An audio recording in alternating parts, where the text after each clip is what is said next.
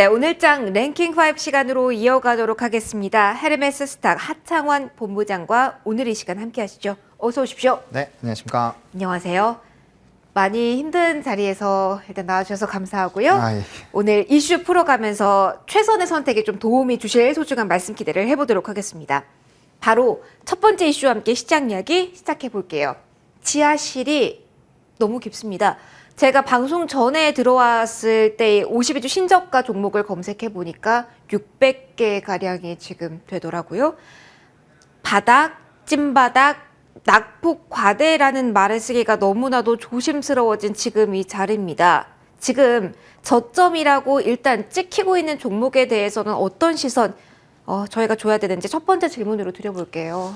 사실 보수적인 의견을 드릴 수밖에 없습니다. 이제 아무래도 이제 신저가를 찍은 종목군들 같은 경우는 아무래도 이 신용에 대한 또 반대 매매 물량들도 출회가 될 수 있고요. 그러니까 지수 자체가 반등이 나오는 부분이 이제 우리가 확인이 돼야 물론 지금도 저가 매수는 꾸준히 들어와 주고는 있지만 이 나오는 물량들을 전부 다 해소하기에는 좀 어려운 상황이고, 지금 이제 자이언트 스텝에 대한 분위기를 확인을 하고 만약에 그 다음번에도 자이언트 스텝으로 진행이 된다라고 한다면 지수 자체는 조금 더 흔들릴 가능성이 있습니다. 그렇게 됐을 때 지금보다 상황이 나아지지 않는다라고 한다면 사실 추가적인 하락도 더 나올 수가 있는 상황이고요. 그렇게 될 수 있는 주 계기는 결국에는 이제 외국인의 수급 이탈인데, 지금 이제 원달러 환율도 역환율 전쟁에 대한 기조가 나타나다 보니까 사실 빠르게 1250선까지 조금 내려가는 듯 했지만 다시 1290선 부근까지 올라온 상황이고, 현재 1300원도 넘어간다라는 얘기가 나오고 있습니다. 환율이 높아지면 높아질수록 환차손이 발생을 하게 되고, 이에 따른 이제 자금 유출이 보통 나타나게 되는데 1300원이 넘어가게 되면 거의 역사적 수준이기 때문에 지금도 굉장히 높은 상황이죠. 그래서 이에 따른 외국인 수급 이탈이 나올 수가 있는 상황이고, 또 전 세계적으로 금리 인상 기조가 나타나고 있는데, 해당 부분이 진행이 되게 되면은 이제 좀 저금리 쪽에서 들어오는 이런 자본 자체가 굉장히 약해집니다. 그래서 일반적으로 신흥국 시장에 대한 이런 유동성이 굉장히 악화가 되는 그런 흐름들이 나타날 수가 있는데, 결과적으로 지금 강달러 상황이 달러 인덱스도 굉장히 좀 높아지고 있고, 이제 엔화 가격도 높아지는 이런 흐름들이 나타나다 보니까 아무래도 좀 보수적으로밖에 얘기를 드리기가 좀 어려운 상황이고, 이 금리 인상을 진행하게 되는 주 계기가 결국에는 화폐의 가치를 높이기 위함인데, 최근에 PPI 지수라든지 이제 물가 지수 같은 거 보시게 되면은 41년 만에 최고치, 10년 만에 최고치 계속적으로 갱신을 해주고 있는 상황이고요. 원자재 가격에 대한 이런 부분들이 하나라도 영향을 주게 되면 그게 또 연쇄적으로 다른 가격에 또 인상에 기여를 하고 있는 상황이기 때문에 화폐 가치를 낮추는 이런 이벤트들이 계속 발생이 되고 있는 상황이고, 그에 따라 이제 화폐 가치를 높이는 긴축이라든지 금리 인상에 대한 강한 기조가 계속적으로 나타나고 있기 때문에 이러한 상황에서는 사실 이제 이 위험 자산에 대한 선호 심리가 굉장히 좀 하락을 할 수밖에 없죠. 그래서 그러한 전반적인 국면으로 본다라고 한다면 지금 시점에서는 여전히 물론 많이 내려와 있기는 하지만 여전히 보수적으로 좀 보시는 게 맞지 않을까 생각합니다. 그러면 지금은 개별적인 종목에 따른 대응이 아니라 매크로 환경을 확인하고 그리고 지수가 돌아오는지를 확인해야 된다라는 말씀을 선제적으로 해주신 것 같은데, 그럼 오늘 오후장에는 저희 어떤 포지셔닝을 해야 될까요? FOMC 새벽 결과를 받아들이기 지금 마지막 거래 시간이거든요. 정규장에서 그렇다면 저희가 유난히 지금 흔들리고 저점을 깨고 있는 지금 이 상황이라서 좀 밴드를 저희 정해 주신다면요. 오늘 오후 언제 기준으로 이 정도는 지킬 경우에는 그래도 버텨보자. 이탈을 하면 조금 눈물을 머금고 조금은 덜어내야 된다. 이런 기준점을 저희에게 주신다면요. 사실 지금 기준점을 잡는 게 의미가 없다라고 보는 게 사실 그 기준점을 잡고 대응하기에는 이미 늦었습니다. 왜냐하면 800이 이미 깨져버렸고. 그렇죠. 우리가 이 지수의 박스권이 유지가 될 때, 박스권 안에서 지수가 움직일 때는 기준점을 잡고 대응하는 것이 맞지만, 그 기준점을 깨고 지금 하락 국면에 있는 상황에서 무리하게 지금 현금화를 하실 수밖에 없는 상황이 예를 들어서 이제 레버리지를 활용하시 하신다거나 그런 상황이라면 이제 어쩔 수 없이 선택을 하셔야 되겠지만 만약에 현금으로 매입하고 이 가지고 계신 분들 같은 경우는 저 같으면 지금은 대응을 할 필요가 없다. 오히려 변곡점이라고 이야기되는 내일 오전장이 그 포인트가 될까요, 본부장님? 그렇죠. 오히려 그걸 확인하는 게 좋은 게 일단은 네. 이제 금리 인상에 대한 전반적인 기조를 확인을 할 수 있고 네. 그 이후에 그러니까 지금 자이언트 스텝이 되는 것도 중요하지만 그 이후에 기조가 자이언트 스텝이 유지가 되는지 오히려 비건 얘기도 최근에 이제 조금씩 나오고 있잖아요. 네네. 그래서 그런 강력한 조금 더 강력한 물가를 잡는 이벤트로 가는지 아닌지를 우리가 체크를 해볼 필요가 있고 거기에 따른 관망 심리가 분명히 있을 겁니다. 그래서 네. 그러한 것들을 확인을 하시고 지금을 대응을 하셔야 되지 그거를 미리 대응을 해서 선제적으로 지금 하시기에는 남은 기간이 짧고 지금 하시기에는 리스크가 굉장히 좀 커지지 않을까라는 관점에서는 지금은 좀 웅크리고 있는 게 맞다 말씀을 드려보도록 하겠습니다. 알겠습니다. 시장 전반에 대한 이야기를 먼저 해봤고요. 52주 신저가 종목에 속출하고 있는 가운데 오늘 가장 많은 이야기가 될 하이브에 대한 점검부터 해보도록 하겠습니다. 하이브가 폭탄 선언이 나오면서 급락입니다. 이전부터 흘러내리던 칼날에 더욱더 떨어지고 있는 그 날카로운 구간인데요. 네. 뭐 아직 우리 그룹 활동 남아있다, 개별 활동도 할 거고 라는 이 관계자의 발언이 나왔지만 뭐 그렇게 이렇게 낙폭이 회복된다고 보기는 힘들거든요. 시초가에 못 던지셨다, 잡고 있다. 본부장님 어떡할까요? 사실 시초가에서도 던지기가 쉽지 않은 가격이었죠. 왜냐하면 엔터사들 중에서도 좀 하락폭이 이제 타 엔터사비 대비했을 때 이제 방탄소년단이라는 매출 비중이 다른 이제 뭐 엔하이픈이라든지 세븐틴에 옮겨가고 있는 상황이긴 했지만 그럼에도 불구하고 매출 비중의 50% 이상이 여전히 이제 방탄소년단에서 나오기 때문에 사실 그거에 따른 부담감은 좀 확대가 되고 있었습니다. 근데 우리 시장에서 그나마 조금 바닥권에서 유지를 하고 있었던 이유는 그래도 이제 뭐 어떠한 좀 대처를 하지 않을까라는 막연한 기대감도 있었고 신규 이제 뭐 르세라핌부터 시작해서 아티스트들이 점점점 늘어나는 국면이다 보니까 상황이 좀 좋아지지 않을까라는 생각도 있었는데 네. 이게 단체 활동을 잠정적으로 중단을 한다라고 이제 얘기를 하다 보니까 기타 남은 부분에 대한 이런 스토리들은 다 있고 이제 방탄이 그러면은 단체 활동에 대한 문제가 진짜 있는 거구나 군대를 제외하더라도 그러니까 오히려 지금 취약했던 구간이기 때문에 악재에 더 민감하게 여기에만 포커스가 맞춰진 거다.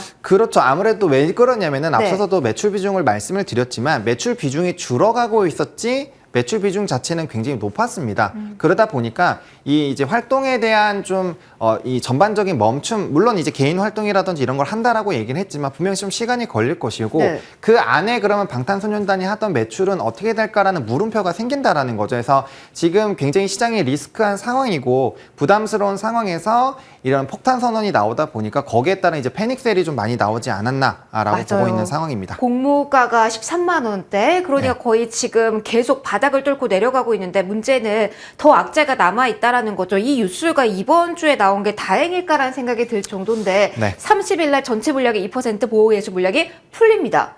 그러면은 그쵸. 지금 보유자분들은 어떻게 하셔야 되는 겁니까? 오히려 하이브를 사랑한다라고 한다면 지금 팔고 그때 흔들릴 때 담아야 되는 건지 그 전략을 좀 구체화해 주신다면요. 사실 이제 보호해수 물량이 나온다는 것을 우리가 알고 있고 네. 그 물량이 이제 시장에서 풀리는지 안 풀리는지를 먼저 확인할 필요가 있는 상황이고요. 풀린다라고 하더라도 일단은 지금 시장 자체에서 워낙 많이 놀려 있는 상황이기 때문에 당연히 좀 부정적인 영향을 줄 겁니다. 근데 이제 앞서 말씀드렸던 것처럼 만약에 이제 저점 부분에서 이 반등을 노리고 접근하셨던 분들 같은 경우는 지금 이제 리스크가 좀 있는 상황이기 때문에 빠르게 대응을 한번 해보셔도 되지만 네. 제가 말씀드리는 기조는 엔터가 한참 잘 갈 때 분명 많이 담으셨을 것이고 그렇죠. 좀 이제 이 다른 엔터사 대비했을 때 좀 더디게 움직이고 있었기 때문에 이제 그런 부분에서 좀 포커스를 들고 매수를 하셨던 분들이 분명 많이 계실 겁니다. 근데 저는 지금 상황에서 대응하는 거는 여전히 좀 의미가 없다라고 생각을 하는 게 우리가 대응을 한다라는 거는 그 자본이 나오고 그걸 이제 다른 걸로 좀 메우는 이런 포트를 구성할 수 있는 이 시장 환경이 돼야 되는데 지금은 아니다. 지금은 사실 어렵죠. 그러니까 매매하시는 분들 중에서는 분명히 이제 단기 트레이딩을 굉장히 잘하시는 분들이 계실 텐데 뭐 그런 분들에 한해서는 당연히 가능하겠죠. 근데 일반적으로 포트를 구성하시고 이제 투자를 하시기 때문에 지금 상황에서 현금화를 한들 사실 조금 어렵습니다. 그래서 오히려 엔터사들은 그래도 리오프닝 섹터 중에서도 이 실적적인 기대감이 있고 뭐 전기는 워낙 이제 뭐 좋았기 때문에 어쩔 수는 없겠지만 그래도 연간으로 보게 됐을 때 동기적인 실적이 좋아지고 있는 상황이기 때문에 이 리오프닝 쪽에서 엔터사들이 그래도 실적적인 기대감을 갖고 있다라는 그런 관점에서 봤을 때 이 업종이 턴할 때 분명 좀 이런 반등들이 더 나와 줄 수가 있거든요. 그래서 오히려 그런 시기가 나왔을 때 조금 더 대응을 기다리자. 하시는 게 맞지 않을까 생각을 합니다. 알겠습니다. 하이브에 대한 진단 받아봤고요. 세 번째로 넘어가도록 하겠습니다. 시장 상황이 상황이니만큼 저희 누리호 이슈에 집중하지 않고 조금 더 틀어서 오늘 대안이 될 수 있을지 고민을 시작해 보려고 끌고 온 이슈인데요. 누리호 관련주들이 일제히 지금 하락하고 있습니다. 제가 질문을 드리고 싶은 건요. 네. 사실은 시장 변동성이 올 초부터 심화됐잖아요. 네. 그렇게 흔들거리면서 수익률이 안 좋을 때도 방산, 수출 모멘텀, 국방비 이 키워드로 올라갔던 게 바로 누리호 쪽과 같이 물리는 방산이거든요. 네. 지금 오히려 이벤트 임박해서 그리고 실패에 대한 두려움 여러 가지 이슈로 밀릴 때 오히려 앞으로 이 불안감의 대응책으로 이쪽에 대한 매수 관점을 가져보는 건 어떨지 그 관점으로 이 관련주를 보려고 합니다. 어떤 의견 주실 수 있으실까요? 일단은 방산 쪽은 저는 좋다라고 봅니다. 네. 왜냐면 이제 작년 말부터죠. LIG 넥슨과 이제 그와 연관된 회사들이 굉장히 좀 큰 수주를 나타냈고 그래서 뭐 한국항공우주도 그렇고 LIG 넥슨도 그렇고 굉장히 수주 잔고가 늘어나면서 이제 실적 베이스로 이제 성장을 하고 있는 상황이고요. 네. 방산 쪽은 왜 괜찮다라고 말씀을 드리냐면은 일단은 러시아와 우크라이나에 대한 이런 지정학적 리스크가 끝나지 않았습니다. 그렇기 때문에 뭐 유럽 국가라든지 기타 국가에서 지금 방산 예산이 굉장히 늘어나고 있는 상황이고요. 과거 방산은 이제 내수 쪽에 많이 치중이 되어 있었기 때문에 네. 이 국방비가 얼마나 많이 늘어나는지가 굉장히 좀 큰 관건이었습니다. 하지만 이제 수출 쪽에 대한 이런 빗장이 풀렸기 때문에 굉장히 외형 성장이 좀 크게 나타날 수 있는 상황이고요.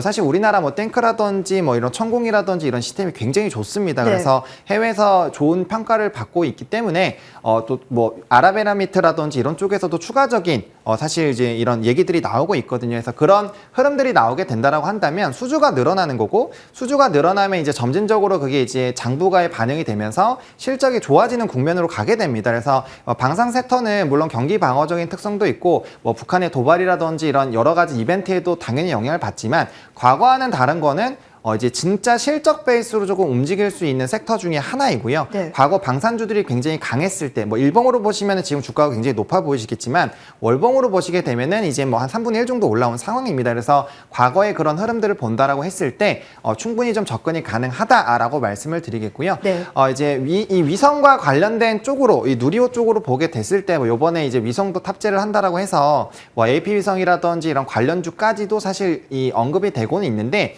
그 부분에서 이제 아마 투자가 본격적으로 진행이 되는 거는 이제 실질적으로 발사가 되면서 그게 이제 이벤트가 어떻게 되느냐에 따라서 사실 달라질 수 있습니다. 과거에 실패를 했었던 부분이 있고 네. 그 단계가 이제 성공적으로 넘어가는 국면이 됐을 때 아마 저는 단기적으로 수급이 많이 쏠리지 않을까라는 그런 기대감도 있는 상황이고요. 네. 근데 이거는 지금 이 시장이 어렵기 때문에 우리가 좀 조심스럽게 생각을 해봐야 되는 게 네. 이게 이제 발사를 하면 그 자체가 이벤트 소멸로 사실 끝날 수도 있거든요. 네, 그래서 오히려 오늘하고 내일 자리가 그동안 잡지 못했던 이 대형 방산, 그 누리호 쪽에 대한 그 기회가 될 수 있지 않을까라는 관점으로 바라본다면요? 그거는 사실 좀 저는 부정적으로 회의적으로 보는 네. 이유가 뭐냐면 그 AP성을 좀 최근에 차트 흐름을 보시게 되면은 이미 주가가 한번 좀 시세가 분출됐습니다. 그 다음에 이제 점진적으로 양봉 음봉 번갈아 가면서 이제 약간의 박스권을 그렸고 그 다음에 이제 최근 몇 거래일 한 4거래일 이내부터 주가가 조금 떨어지고 있었거든요. 네. 그렇기 때문에 사실 뭔가 유의미한 반등이 크게 나오기에는 현재 시점에서는 좀 어렵다라고 말씀을 드려보도록 하겠습니다. 그 어느 섹터도 섣부르게 많이 빠졌다라는 관점으로만은 접근하기는 어려운 시장 분위기라는 거를 감안해 주신 좀 조언인 것 같습니다. 세 번째까지 체크해봤고요. 여기는 대안일까요? 다음 질문 드려보도록 할게요. 저희 자동차주를 끌고 왔습니다. 자, 화물연대 파업 이슈에 좀 움직였던 섹터가 자동차, 철강, 시멘트 정도인데요. 가장 반등이라고 볼 수 있는 탄력이 나왔던 쪽은 바로 자동차입니다. 근데 이마저도 지금 수급은 들어오고 있는데 탄력이 약화되고 있는 거라서 최근에 빠진 게 이 화물연대 이슈 때문인지, 그런 의미라면 단기 악재 소멸로 다시 갈 수 있는지 그 추세 점검이 필요할 듯해서요. 본부장님은 오늘 오전 오후 흐름이 좀 다른 자동차주, 대형주 중심으로는 어떻게 시세 보고 계셨나요? 사실 이제 대형주는 좀 상당히 제한이 될 수밖에 없다라고 생각을 하고 있습니다. 네. 이거는 당연히 지수에 영향을 받을 수밖에 없고, 지금 너무 많이 그래서 많이 빠졌네요. 네, 아무래도 이제 외국인 기관에 대한 이런 수급에 대한 부분도 우리가 생각을 해야 되고, 자동차 섹터가 지금 관심을 받는 이유는 결국에 뭐 전기차라든지 이런 이 성장성에 대한 부분이죠. 그리고 해외에 대한 이런 판매 대수, 그러니까 Q와 P를 보셔야 되는데, Q는 사실 좀 제한적입니다. 수량은 제한적인데 가격적인 부분이 굉장히 높았죠. 네. 그래서 그에 따라서 실적도 잘 나왔고 긍정적이었지만, 이게 이러한 구조가 지금 유지가 되는지는 중고차 가격도 봐야 되는데 좀 아무래도 좀 하락을 했었거든요. 네네. 그래서 그러한 구조로 봤을 때 어느 정도 상단이 나오긴 하겠지만, 이제 차량용 반도체 공급 이슈가 완벽하게 해소가 되는 그런 국면으로 가주고, 지금 대기 수량은 좀 많은 걸로 알려져 있거든요. 그래서 네. 그에 따른 이제 출하가 나타나게 됐을 때 자동차들의 좀 좋은 모습이 나타나지 않을까라고 생각이 되고 있는데, 일단 현재 시점에서는 일정 부분 상당히 좀 제한이 되어 있다. 이거는 뭐 기타 다른 대형주도 마찬가지입니다. 그래서 수급적인 부분이라든지 지수에 조금 턴하는 그런 부분이 나와줘야 되는데, 사실 지수의 지금 움직임 자체가 뭐 차트로 보시게 되면 역배열 초입 부분이고, 맞아요. 아직까지는 뭐 유의미한 반등 그리고 횡보 구간이 전혀 없었기 때문에 조금 보수적으로 보시는 게 맞지 않을까라고 보고 있고요. 만약에 자동차 섹터로 좀 관심을 가지고 계시다라고 한다면 저는 오히려 2차 전지 쪽을 좀 보시는 게 맞지 않을까 생각을 합니다. 그 하단에 있는 자동차 부품이 아니라 2차 전지 쪽으로 뻗어나가야 된다라는 관점이신 거죠? 네, 2차 전지 쪽을 네. 지금 이 뭐 에코프로베임이라든지 LNF 같은 차트 보시면 그래도 시장 대비 굉장히 견조한 맞아요. 흐름이 나타나고 있고요. 이 양극재, 음극재 뭐 이런 동박 관련된 종목군들의 수급은 약간 다르긴 하지만 외국인이나 기관 둘 중에 하나는 굉장히 좀 순매수 흐름들이 나타나고 있는 상황입니다. 그래서 시장 대비 어쨌든 견조한 이런 흐름들이 나오고 있다라는 점, 그리고 아무리 시장이 어려워도 결국엔 산업에 대한 성장에서 직접적인 영향을 받을 수밖에 없는 섹터는 결과적으로 좋아질 수밖에 없는데, 뭐 대표적으로 전기차라고 볼 수가 있겠죠. 그럼 그 안에서 시장의 지금 대안주는 전기차다. 네, 만약에 자동차 쪽에 관심이 있으시다면 전 오히려 2차 전지 쪽으로 해서 관심을 가져보시는 게 조금 더 효율적인 매매를 하실 수 있지 않을까 생각을 합니다. 지금도 그래도 계속 버텨줬던 쪽에 대한 관심을 가져보자라는 이야기 해주셨습니다. 마지막으로 갈게요. 저희 의식주 이쪽에 포커스는 계속 맞춰져 있는 상황이라서 오늘 여기는 상대적으로 강합니다. 곡물 변동성 큰 모습 이어지고 있고요. 실적 키워드를 갖고 음식료 쪽, 오늘 특히 오리온을 중심으로 움직임이 좀 나와서 점검을 필요한 시점인 듯합니다. 곡물 쪽부터 좀 시작을 해볼까요? 네. 탄력성 측면에서는 뭐 강한 건 사실인데요. FOMC가 예고가 된 상황에서 지수 불안감은 더 안고 있는 상황이잖아요. 그런 관점에서 곡물 여전히 트레이딩입니까? 아니면 조금 더 긴 시각으로도 괜찮은 자리가 오고 있습니까? 저는 이제 중장기적으로 괜찮다라고 좀 방송에서 많이 말씀을 드리고 있습니다. 연초부터 좀 많이 말씀을 드리긴 했는데, 그 이유가 지금 곡물 쪽이 단순히 러시아와 우크라이나 부분만 지금 생각을 하시면 안 된다라고 좀 말씀을 드리고 싶은데요. 네. 물론 이제 우크라이나가 곡창지대고 전 세계 뭐 밀이라든지 러시아도 많은 부분을 차지하고 있는 것은 사실입니다. 근데 거기에 따라서 일단 공급 쇼티지가 발생이 된 상황이고, 추가적으로 우리가 생각을 해야 되는 건 기후 변화에 따른 작황 부진입니다. 이건 작년부터 계속적으로 이어져 나왔는데요. 일단 중국 지역이랑 이제 미국 지역, 뭐 중국은 이제 홍수가 굉장히 좀 크게 문제가 되고 있고요. 작년에도 굉장히 큰 피해를 입었고, 올해도 봉쇄에 이어서 이런 홍수까지 나타난다라고 했을 때 뭐 이런 이 작황에 대한 불안감이 좀 커지고 있는 상황이고요.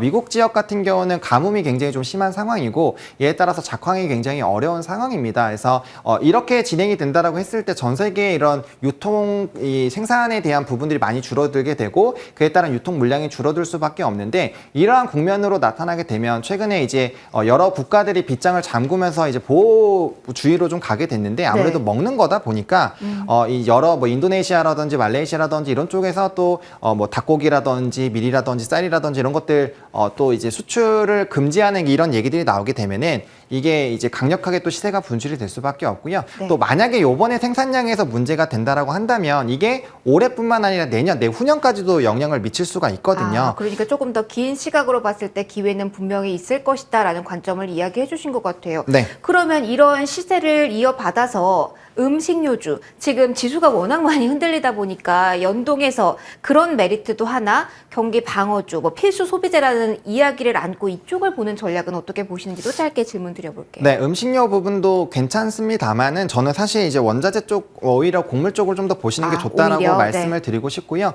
필수 소비재는 무조건 사용할 수밖에 없지만 반대로 얘기하면은 사람들이 가격에 굉장히 민감할 수밖에 그렇죠. 없습니다. 그렇기 때문에 가격 전도가 어렵고 전도를 한 이후에는 일정 기간 시간이 필요할 수밖에 없습니다. 그래서 그런 부분들을 체크해 보시면 좋지 않을까라고 말씀을 드려보도록 하겠습니다.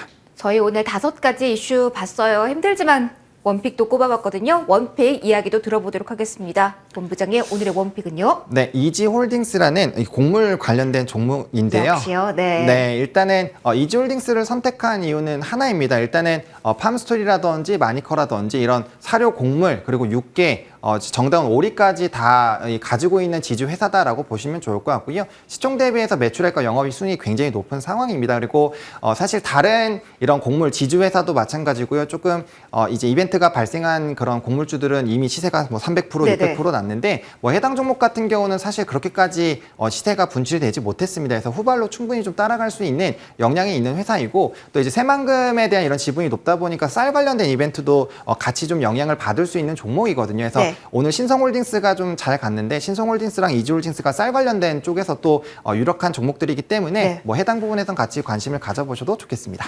알겠습니다. 오늘의 원픽까지 들어봤네요. 헤르메스 스탁 하창환 본부장과 오늘 이 시간 함께 하셨습니다. 오늘 소중한 말씀 고맙습니다. 네, 고맙습니다.